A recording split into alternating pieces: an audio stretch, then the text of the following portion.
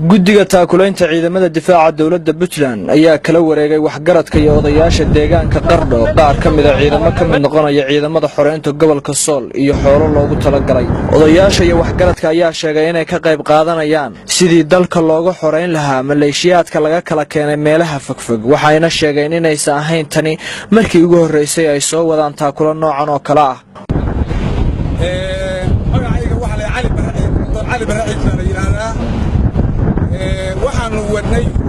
waxaan ka mid ahay odayaasha beesha Cabdiraxiim Ibraahin iyaga ayaana ku hadlayaa magacoodii beesha iyo magacii odayaasha baan ku hadlayaa. waxaanu wadnay oo keenay ciidan iyo gaari geel ah. waxaanu u keenay difaaca Puntland oo ah muqaddis qof kasta oo Puntland xilka saaray. ka bacdi ciidanka ah anana odayaal baanu nahay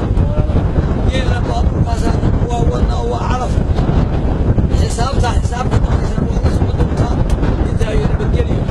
runtii gobolka kaakaar kiisa ku hadlaya Qardhaba waxaa sharaf weyn noo ah in meel ka mid ah meelaha gobolka kaakaar ay maanta ay keentay calaf iyo ciidan annaguna aan wakiil uga nahay gobol ahaan iyo heer degmada inaanu soo gaarsiino ciidankaas guddiga difaaca ee Puntland mas-uuliyiin aad iyo aad baan marka hore salaan iyo waxaan marka hore ogaadin shacabkii iyo dadweynaha mas-uuliyiinta aan ka nimid sida la socotaan beeshan intay waxaan ku wadaagtaa badan kama jirto kaliya maanta difaaca Puntland waxay difaaca ka jirtaa laba kale oo dadkaan ahayn taasoo soo iyo laag yeeshu waxa weeye laakiin gudoomiyaha gobolka Nugaal Cumar Cabdullaahi Faraweyne oo goobta ka hadlay ayaa sheegay inay soo dhaweynayaan ciidamadan cusub, waxaana uu sheegay inay cadawga ka saari doonaan laascaanood iyo guud ahaanba gobolka Sool.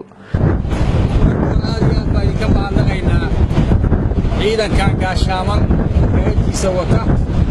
iyo calafkiisa waa ku maasantihiin waa ka guddoon adowtiina maanta soonqaad baa maalintii u dambaysay markii ay saaka ogaadeen kulgoladii ka dhacay laascaana ka dhacay oo gabdhaha iyaga lagu laayay ciidankan soo hormajeex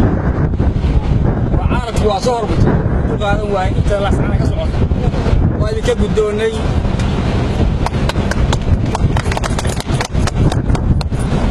idinka guddoonnay